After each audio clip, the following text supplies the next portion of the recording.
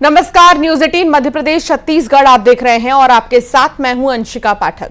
शुरुआत करेंगे बुलेटिन की इंदौर से आ रही बड़ी खबर के साथ। अक्षय बम को फिलहाल हाईकोर्ट से राहत नहीं है। हाईकोर्ट में अग्रिम जमानत याचिका पर सुनवाई आगे बढ़ी है। कोर्ट ने केस की सुनवाई के लिए तारीख बढ़ा दी है। मामले में 29 मई को अब अगली सुनवाई होगी। अक्षय ने हाईकोर्ट की शरण लेकर अग्रिम जमानत मांगी थी, लेकिन अब इस मामले में सुनवाई 29 मई को बताई जा रही है कि 29 मई को एक बार फिर इस मामले में सुनवाई होगी। हालांकि इंदौर सेशन कोर्ट से अग्रिम जमानत खारिज हो चुकी है। मिथिलेश गुप्ता संवाददाता साथ जुड़ गए हैं। मिथिलेश, अभी कोई राहत की खबर नहीं? 307 में अक्षय बम फरार चल रहे हैं। लगातार उनकी मुश्किलें बढ़ती जा रही है। अग्रिम जमानत के लिए हाई कोर्ट की शरण लिया था। आज उसमें सुनवाई होना था, लेकिन तारीख जो है अग्रिम जमानत की अब बढ़ा दी गई है। इस वक्त जो एडवोकेट हैं मुकेश देवल जी हमारे साथ मौजूद हैं। सर, आज सुनवाई होनी थी अग्रिम जमानत की, वो तारीख बढ़ा दी गई है। हाँ, आज सुनवाई होनी थी। आइटम नंबर 2 पे लगा था कोर्ट नंबर 8 में, लेकिन मामला जो है चूंकि आज सीजीआई ऑफ एमपी जो है रिटायर होने वाले हैं, तो सारे जजेस लगभग जबलपुर में हैं। क्योंकि सुनवाई हुई थी कि इसमें कोई सीनियर काउंसिल जबलपुर से भी अपीयर हो रहे थे, लेकिन बाद में बोर्ड को ऐसा लगा कि वो समक्ष सुनवाई करेंगे इंदौर आकर ही, इसलिए जो है तारीख जो बढ़ा दी गई है इसमें। अच्छा, सुनवाई के लिए वो इंदौर आएंगे? इंदौर आएंगे। अच्छा, आज जिला जो कोर्ट है यहाँ पे भी इस पूरे मामले में सुनवाई नहीं, वो क्या कुछ है? वो जो है अक्षय कांति बम की ओर से एक रिवीजन फाइल की गई है। जो धारा 307 में जो कॉग्निजेंस लिया गया था 24 अप्रैल को, उसके खिलाफ वो गए हैं कि इसको क्रैश किया जाए। वो ऑर्डर गलत है, इम्प्रॉपर है, 17 साल बाद लिया गया है। तो वो उस ऑर्डर को जो चैलेंज किया है रिवीजन के तौर पे, तो वो जो रिवीजन है उसमें आज सुनवाई होनी है।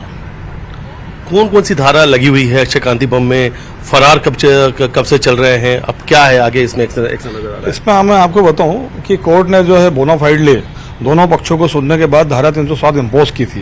उनको पर्याप्त अवसर दिया गया था और ये भी कहा गया था कि आप जो है 10 मई को आप सेशन कोर्ट में अपीयर हो।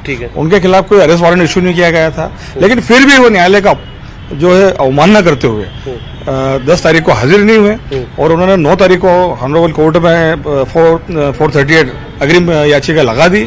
और जो है अभी वो फरार चल रहे हैं क्योंकि अरेस्ट वारंट इश्यू है और वो 8 जुलाई तक का अरेस्ट वारंट है।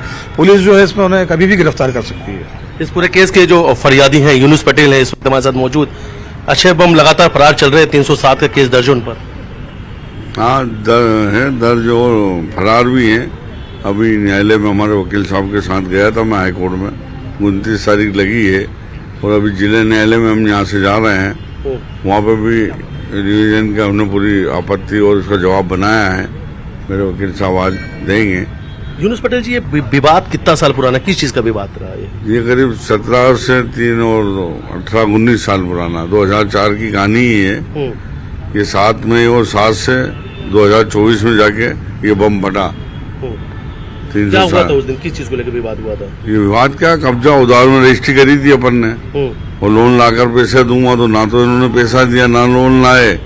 इस पार पे उन्होंने बाले नामांतरण झोले में करा लिया और वहाँ पे लोन भी लेके नहीं आने, डायरेक्ट अटैक करा खेत पे, सोयाबीन में आग लगाई, मजदूरों को मारा मेरे।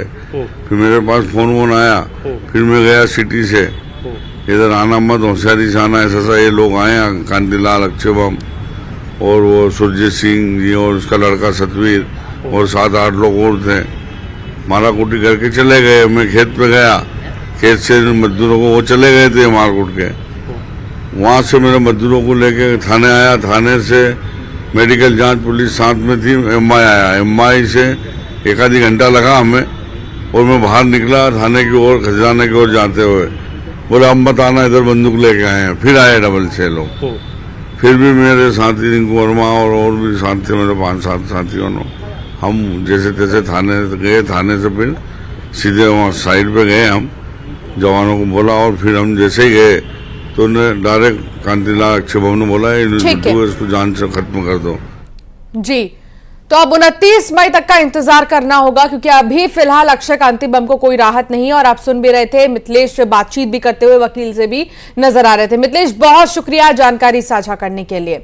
दुर्ग की बात करेंगे, जहां जान के लिए आफत बने होर्डिंग का फ्लैक्स बाइक चालक पर गिर गया है। बाइक चालक गंभीर रूप से घायल हो गया। बाल बची राजेंद्र पार्क चौक के पास की घटना।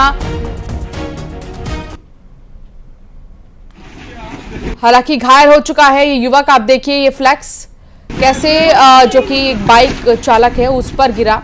सबसे बड़ी बात यह कि जान बच गई। पास की ही घटना है ये, राजेंद्र पार्क चौक के।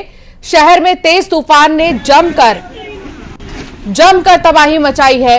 न्यूज 18 ने जर्जर और नियम विरुद्ध लगे होर्डिंग को प्रमुखता से भी दिखाई थी और इस खबर को भी दिखाने के बाद देखिए किसी भी तरह का एक्शन नहीं लिया जा रहा और ऐसे में बाइक सवार की जान पर बात आई और बड़ी बात तो यह है कि वो बच गया।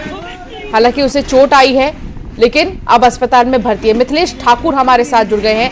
मिथिलेश, मुंबई में इतना बड़ा हादसा हुआ जिसके बाद हर कोई एक्शन में नजर आया, लेकिन यहां दुर्ग में ऐसा कुछ नजर नहीं आ रहा है। जस के तस होर्डिंग और फ्लैक्स पड़े हुए हैं।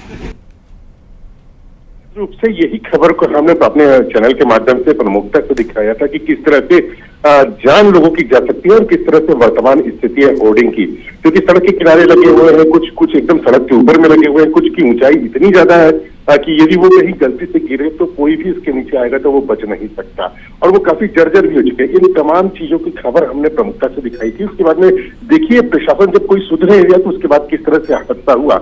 एक दिन पहले ही जस्ट यहाँ पर तेज तूफान आंधी आई थी, उसमें ठीक ऊपर में लगा हुआ था, छत में लगा हुआ था एक होर्डिंग, उसका जो फ्लैक्स है वो तेज तूफान के कारण उड़ता हुआ सीधा जो वहां से राहगीर जा रहा था उसके ऊपर में आ गया और वो लड़खड़ाते हुए उसके ऊपर इतना गिरा कि वो कुछ देख भी नहीं पाया, सीधा वो नीचे गिर गया और काफी गंभीर रूप से घायल हो गया।